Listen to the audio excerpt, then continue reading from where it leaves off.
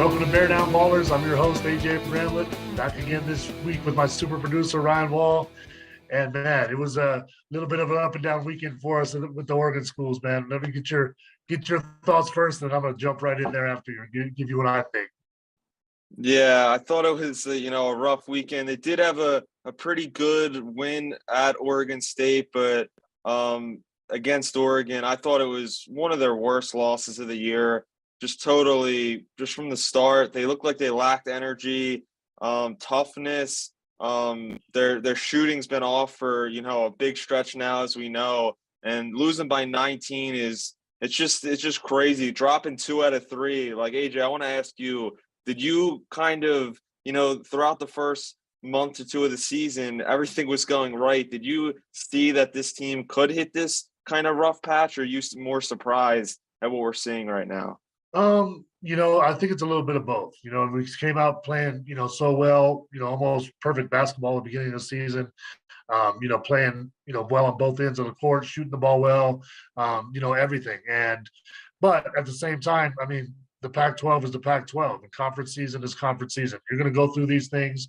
We have to remember that this still is a team that's developing. And, the guys that we had coming back from last year are doing a great job. The new guys have kind of been up and down. And so it's still going to take time for this team to really gel, get the bench. We've had some positives and we'll dive into that with Kylan and his play, coming off the bench. But I think you're right about the Oregon game. I think, the energy wasn't there. They beat us to loose balls. They really, kind of out-efforted us in that game. And, that can happen, especially them coming off Arizona State beat them by 20, the game before that. So they were ready to go. I didn't think that, we played really, really bad. It's just we didn't shoot the ball well. We took a lot of rush threes, I thought, in this game, which is kind of the first game that I've seen us do that. And, they played really well, though. Let's not forget that what Oregon was supposed to be, before the season started. They haven't been that this year, but they have the ability to, and they put it all together against us. And Oregon always plays, like we talked about last week, Oregon always plays well against us, especially at home. So, I'm not freaking out. There's some things I need to get better. And, we need to improve in some areas, but, it's a tough conference road loss. And, this week coming up is going to be really kind of a parameter of, where we go from here, I think. Yeah, one player I wanted to bring up and talk about today is kind of the heart and soul of the team, Kerr Kriisa.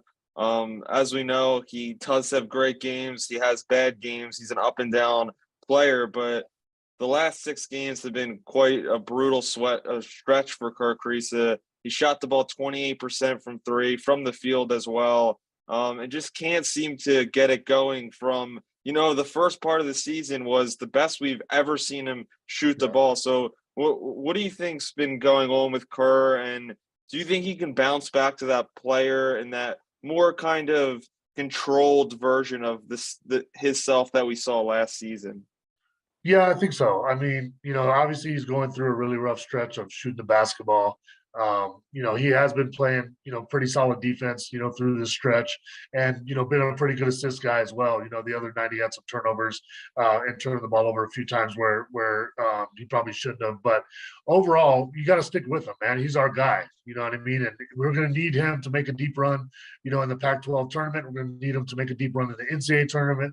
And when you have a guy like that that's been through the battles like he was last year, you just have to stick with him, man. And, you got to keep – maybe you can take a little bit better quality of shots and not so many rush threes and contested threes, and just try to, get some where he's really wide open and knock a few down. But besides that, you got to stick with your guy. And, a lot of people, I've seen talking a lot of stuff about him, and, we need to bench him for Kylan and things like that.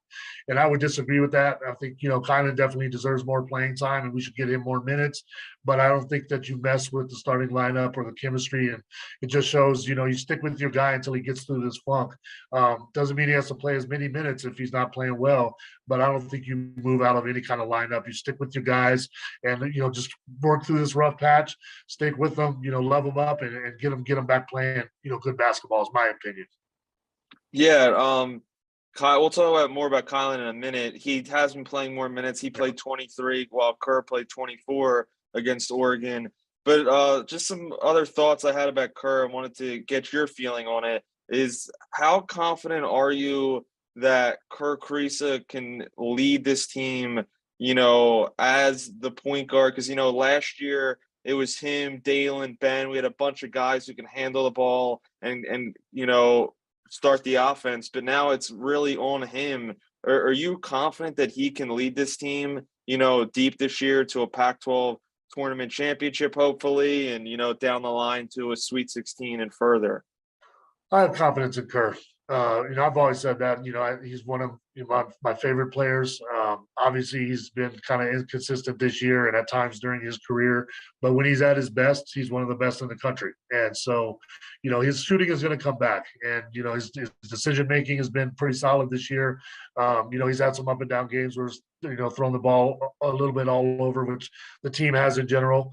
But I'm sticking with Kerr, and I'm going to back him. We need him to play well. If we're going to make a run, like I said, we need him. So it's not something that, we can, someone else is coming to help or whatever. We need Kerr to play his best game. He'll get there. I'm sure, he's watched a lot of film. His confidence will be there. And Tommy will just work with him to, keep his confidence as high as it can be, because when he's playing well and playing confident, we're the best team that we can be. And we saw that earlier in the year. Now it's been kind of up and down, but I expect him to bounce back this week against USC and UCLA, have some good performances and really get back on it. And, he's like this, man, the pendulum swings. People love him, people hate him. And, it's just kind of how he is as a player, but hopefully he can get that kind of consistency back to where, he's getting a lot of assists for us, running the offense, and then knocking down open shots when we need him to. Yeah, so, Kerr's main two things that he's been good at and known for are his elite passing ability and his shooting. Yeah. My question is to you, AJ, is his shooting ability a little bit overrated? Because people used to view him when he came to Arizona as like an elite shooter, but the first year he didn't play a couple games, then last year full season, and then about halfway through this season, last season he shot a little over 33% from deep, and this year about 35% through half the season. Like, are we sure he's an elite 3-point shooter, or he is, a decent shooter and his best ability is passing? Yeah, I think you're right. He's an elite level passer, and he's a streaky shooter. He goes through times like you can see, he can go 6 for 6, or he can go 0 for 6. So there's a lot of players that are like that. I think all of his shots look good, though. When I'm watching the game, I'm like, when he shoots it, I'm like, oh, that's going in, even when it doesn't go in. So it's nothing wrong with his form or anything like that. I think that he's a really good shooter, that when he's hot, he's hot. And, when he's not, that's when I think he should kind of, take some really open shots and not force, contested threes where guys running out on him and things like that, where they're just a little bit, safer and better opportunities from three when he's not hot. You know what I mean? So, but I think we're going to need him, man. He is one of the best shooters, if not, the best one on the team, with probably Courtney, has how he's been the most of this season.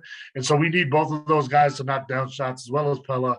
And, Kylan's been shooting really well lately. So hopefully he'll be able to add a little bit more of that, because, our bigs are still been doing a great job, all year long.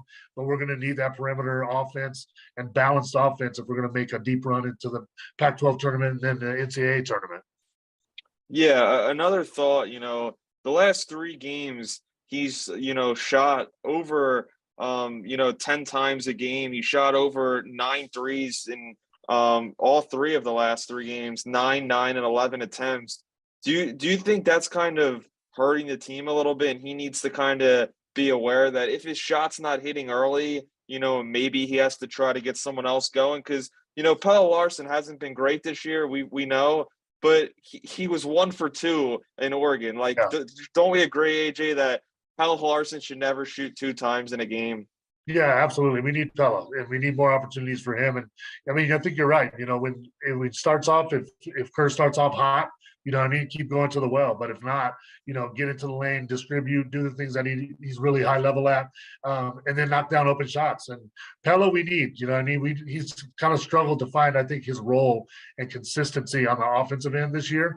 But he has it in him. We've seen it, during times this year and last year. So we need him to be a consistent scorer for us. He has the ability to do it. He's a physical, matchup for every team that he plays against. He's going to have pretty much a physical physical advantage at the position. So I don't know if that's getting him the ball, a little bit more, in the paint, getting him some opportunities there. He's done a pretty good job of crashing the boards and being active on the backboards on both ends of the floor. But we definitely need more opportunities for him where he's involved, because he's another one. Like when he's playing well, we usually win. You know what I mean? When he has a good game, we win. So he's been doing a good job on the defensive end, but offensively, we definitely need to find more opportunities for him. Yeah, in a game where you lose by nearly 20 points, there's not a ton of positives, but to me, the star of the show, and the second time I feel like I'm saying this in the last couple of weeks, the best game as a Wildcat was on Saturday for Kylan Boswell. 15 points, 6 for 11 from the field, and 3 for 6, 50% from deep. What'd you think about the freshman? And we've been talking about this all year, since he came on the pod at the beginning of the season, that he was going to be a star for us. And he's coming along, like he's progressing. One thing that he has is he's not scared of anything, man. I mean, he goes out there, he plays hard on the defensive end. He's really a disruptor on the defensive end, really has strong, quick hands. He's able to, knock balls away, get steals. And then on the offensive end, you just see him becoming more and more comfortable, where he's asserting himself more. Now it's not just making good passes and, running the offense well. He's looking for his opportunities, to score. And he can do that, obviously. He's strong enough. He's got really good basketball IQ, can shoot it well, and we need him. He's going to continue to. I think he's just going to keep going like that. All he needed was time to, get his confidence, get a feel for the offense, and get used to playing at this level and this speed and stage. And he's there now. I think we'll just continue to see him blossom and become a really, exceptional player for us this year. And then as he's, continues through his career in Arizona, one of the best that we've seen here, in my opinion. Yeah, well, AJ, after last weekend, Arizona moves to 15-3 on the season, 4-3 in Pac-12 play, and it just makes me think that like you said, you can't overreact to things. We still got a bunch of Pac-12 games left, and I wanted to ask, do you think last year, we've talked about this notion, but last year's team was so good and had a couple guys leave for the NBA. And now this year, a bunch of guys growing into new roles and a couple transfers and freshmen. Do you think that people need to kind of have a little bit more realistic expectations for this year's group? Yeah, I think, but I can understand where people are coming from too, because of the way that we started the season. You know what I mean? And the thing is, we've beaten a lot of good teams. We've proven that we can win against physical teams like Tennessee and Indiana. We've beaten really good teams this year. So it's not that this team can't do it. We know that they can. They're just going through some changes right now and some difficulties. And teams are, it's always harder in the Pac-12 season. Teams know you a little bit better. They scout you better. The things like this happen during that time of the season. So, I can understand why people are trying to freak out a little bit, when you're looking at it from a surface, perspective, but I still believe fully in this team. And I think that they're going to be, where we expect them to be by the end of the season. It's just this time we're going through some adjustments and guys are learning their roles a little bit more. And, it's going to happen for us. And I'm not down on this team at all. I'm still all the way up on Arizona basketball and this season. So anytime you lose guys like a Dalen Terry and Koloko and Ben, like, everyone was surprised at the way that we started the season. But those guys were huge parts of our team. We don't have a guy this year like Ben who can bail us out of a lot of situations where team's not playing well. He can just go get a bucket anytime, and he's a mismatch every single time down the court. We don't have that this year. We have a bunch of really good guys that are playing, play well together, and we're just going to have to learn how to win in certain situations. But we're still on a good track. Yeah, I thought, when you still have such a great start, it was great. But I still kind of in the back of my head, knew what this team had, and that if they get into tough games, it could be, a tough situation to get through and get a win. And, maybe on the road in a Pac-12 environment, just because, like you said, they don't have that go-to scorer. But AJ, this week are two of the biggest games left on the schedule in the season, and there's no better place to play these games than at McCall Center. And the first one's tonight, just a couple hours from when we're recording this right now. The USC Trojans come to town. They're 13-5. They're ahead of Arizona by one game, 5-2 in the Pac-12. Arizona is still 8.5-point favorites. It's at 7:00. What do you think about this game? I think it's gonna be a tough game, man. I think USC, Drew Peterson is a great player. Really has size, can score the basketball. Boogie Ellis has been doing it, for it seems like forever now. It seems like he's been scoring buckets forever now at a bunch of different places. So, they have really good guard play. They're going to come in and obviously, everyone plays their best game against us. That's another thing that, we didn't mention that, happens every time out. Everyone that we played this season always plays their best game against Maybe, Arizona. maybe that's a credit to Arizona because everybody Yeah, sees Arizona and circles them on the schedule. absolutely. That's how it's been forever, man. That's how it goes. So you got to expect everyone's best punch. And so USC, I think, is going to play well tonight. It's going to be a grind for us. But I expect us to come out with a tremendous amount of energy. I think the McHale crowd is going to help tonight and do what they do to give us that extra push. And it's going to be a tough game, but I think we're going to come out with a victory. What are your thoughts on that? Yeah, I like you said, they got two really good players. Boogie Ellis is really tough to guard, one of the best guards in the Pac-12. I think this is going to be a tight game. I mean, all of these Pac-12 games feel tight, and all games in conference play so far, it seems like anybody can win. But I do think that this is a big game for this program at this point in the season. If they can get a big win at McCall Center in front of their fans, leading into that UCLA game this Saturday, I think could be a big momentum builder and boost. And I think this is when you got to show out. I mean, after losing 2 out of 3 games, you got to bounce back, and I think they're in a perfect spot right now.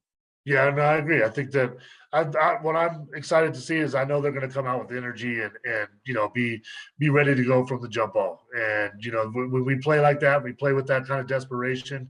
I mean, we're obviously one of the best teams in the country, and it's tough in college basketball right now. If you look around the country, at other teams and other fan bases, the same stuff is happening, man. I mean, Kansas State, beat Kansas, and they got beat. Xavier, has been killing it. They got beat. Everyone's had kind of UConn too. So yeah, you're right. So everybody's kind of had this, really highs and then it's lows and everyone's up and down. And so we just got to stay the course, man. Just keep supporting these guys. And, by the end of the season, I think we're going to be really pleased with where we land. Yeah. And the good news is Arizona only dropped a couple spots. They're from number 9 to number 11. And that leads us to this Saturday. It's a noon game on ABC prime time in the big spotlight against number 5. The UCLA Bruins come to Tucson for what should be a fantastic matchup. And this is a matchup and this is a weekend as a whole for Arizona, where they could basically almost erase the last 2 weeks of what happened, because if they beat USC and UCLA, they're back right in, the borderline top 5 in the country. Yeah. So what do you see about this UCLA team? Because it's many of the same players as we're used to over the last few years, minus Johnny Juzang, but they still got Tiger Campbell, Jalen Clark, Jaime Jaquez, and David Singleton. What do you think about this matchup? It's going to be tough, man. Like UCLA is, one of the best teams in the country. I don't think that they've played as tough a schedule as we have, up to this point. But Tiger Campbell is special, man. Every time I watch that guy, like he's been so good for so long and just running that team and picking his spots and knocking down shots when he needs to and getting those guys going. And then Jalen Clark is an athlete, one of the best athletes in the Pac-12. They got the big fella down low too, Dema, and they're a really good team. I mean, they're a team that's been through the wars. They've been deep in the tournament. They have experience, and obviously, for both our teams, this is our biggest game of the season every time through the Pac-12 schedule. So UCLA, Arizona at 12 o'clock prime time. I can't wait for it. Yeah, I think that this could be one of the best games of the year. UCLA is so good though, because like I mentioned, they have the veterans, but like you said, they got Bona and Amiri Bally, 2 of the best freshmen. And they've come on late. They haven't played their best basketball, so those guys you got to watch out for. But I think for Arizona to beat a team like UCLA, I think they're going to have to I feel like their bench production is going to have to, Yeah. be really good in this game. Obviously, in some of the bigger games, they don't play a lot of guys off the bench, but whatever minutes they get, for guys like Dylan Anderson or Henry Veensar or, and then guys like Kylan Boswell and Henderson who are going to play more, I think those guys need to have big games. And I still think, we haven't – Umar Balo's still been putting up nearly double-doubles the last week or two, Yeah. but he hasn't been as dominant as the first part of the season after he had a little bit of – he got a little sick, but, yeah. he's still a big-time player. And, I still think I stand by it, Arizona's front court is the best in the country. No, I totally agree. Those guys have been doing it all year. People are going to figure out, a little bit, and try to take the best things that you do away. And for, a guy like Umar, who this is his first season of being kind of the man, people start figuring you out a little bit, then you have to make adjustments. And I think he's doing that right now. He's still playing great basketball, and he's going to play really well this week.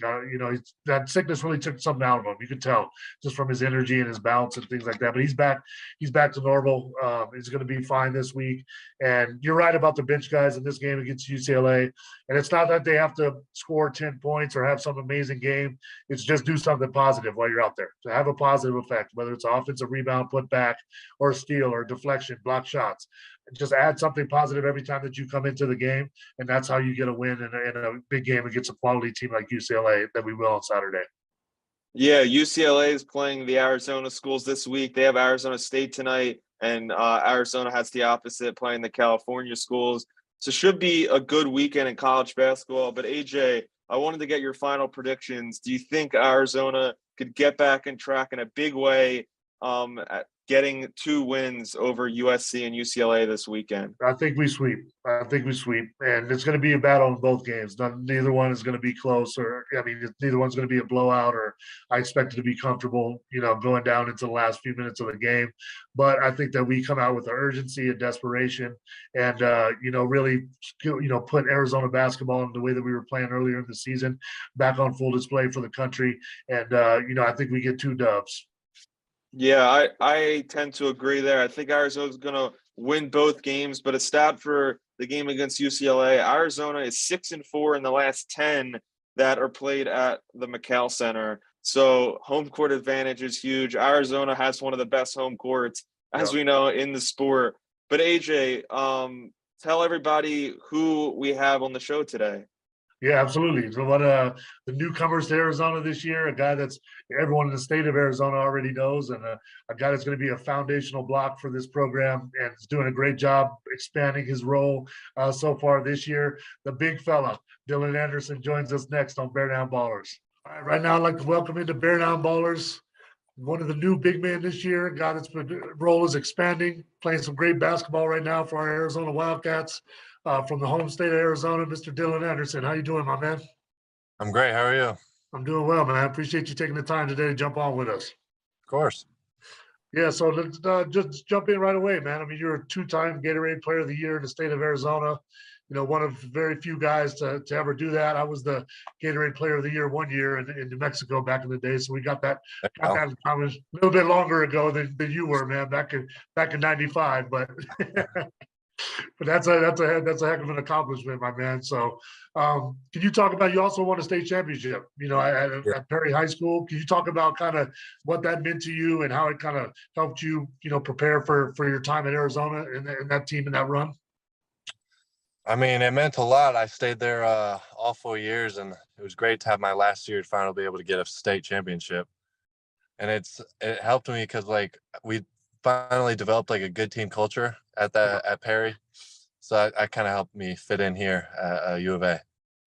Yeah, absolutely. I mean, state championship is something you can never. I mean, you never get over it, man. It's still, for me, it's still one of my favorite things that ever happened to me in my career, man. It just stays with you forever. And those guys that you build a bond with, they're going to be your brothers for life, I'm sure. Yep.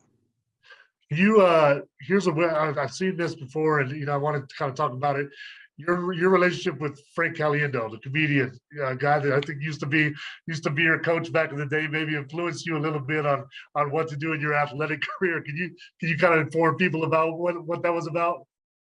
I mean, I used to play flag football for my dad's I-9 Sports League, and he was my coach, and I didn't really know who he was because I was probably like 12 or 13, and everyone was like always talking about him. I was like, he's just my football coach. I don't know what you guys are so pumped about, but and then like now he texts me every now and then because he analyzes the game and tells me what I need to work on. He kind of still acts like my coach. Nice, nice. Did you used to do any impressions of guys on your team or anything back then? The only thing I remember, we did my team back then, he was doing I want to say Peyton Manning impersonation for, I Yeah, think, ESPN. So we were involved in that, but that's about it. that's cool, man. That has to be kind of fun thing for you to have happen, man. Yeah. Um, let's talk about your role kind of this year. I saw I was over there this summer and saw you when you kind of first got to campus, and a lot of things have changed obviously since then for you in the season. Can you talk about just what's changed for you since first day on campus to where you stand right now in terms of your game and how you feel being at U of A? Just my overall physicality and like knowledge for the game has changed, and my effort with certain things has changed, and just honestly just getting a great feel for the game Yeah. and how to play at a high level. Yeah, can you? I'm sure that, and this is something that kind of I did. My freshman year, I played against guys like Ben Davis, and Joseph Blair, that kind of helped me, that were ahead of me a little bit older, and helped me develop that year. Can you talk about what Umar and Zoo kind of mean to you, and the bonds, or what it means practicing against them every day, and what they do to help you develop as well? Oh, it's helped a lot. I mean, from the first day, I know it was going to be a fight, and it's still a fight today. They're transforming my defense level and as well as my offense level, trying to score against them and trying to guard them. It's helped a lot. Yeah, absolutely. When you got two beasts down there every day, man, it makes it easier when you play against other guys, I'm sure. Yeah, that's for sure.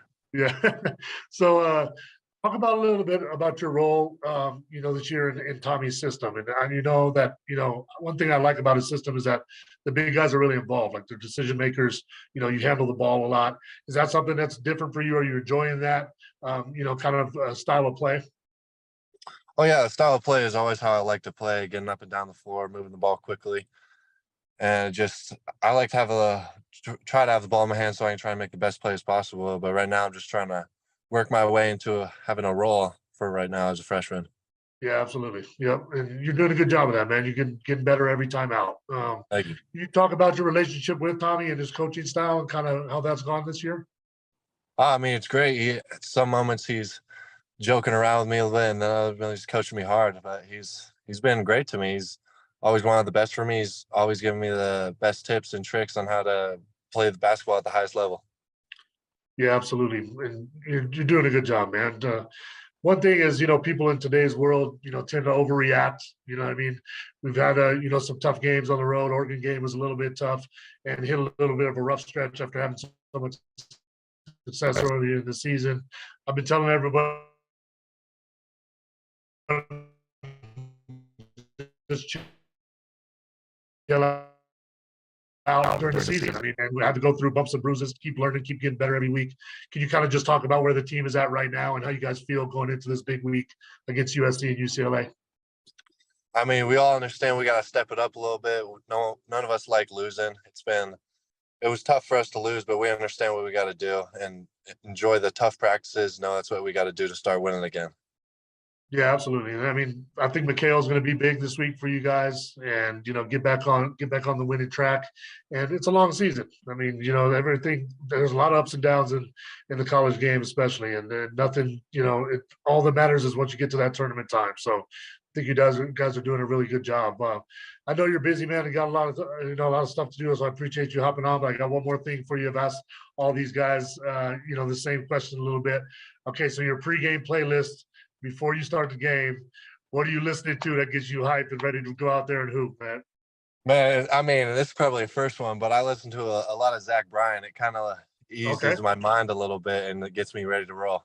Okay, I love it. That's good, man. That's the first that we've had on Bear Down Baller. So that's a good one, man. I appreciate it. So keep doing what you're doing, man. You know what I mean? Keep improving, working hard, listening to the coaches, and you're getting better game by game, man. So it's really good to see you out there improving every time out. So I appreciate the time, man. I hope I have 2 good games this week, and hopefully we'll get you back on Bear Down Ballers real soon.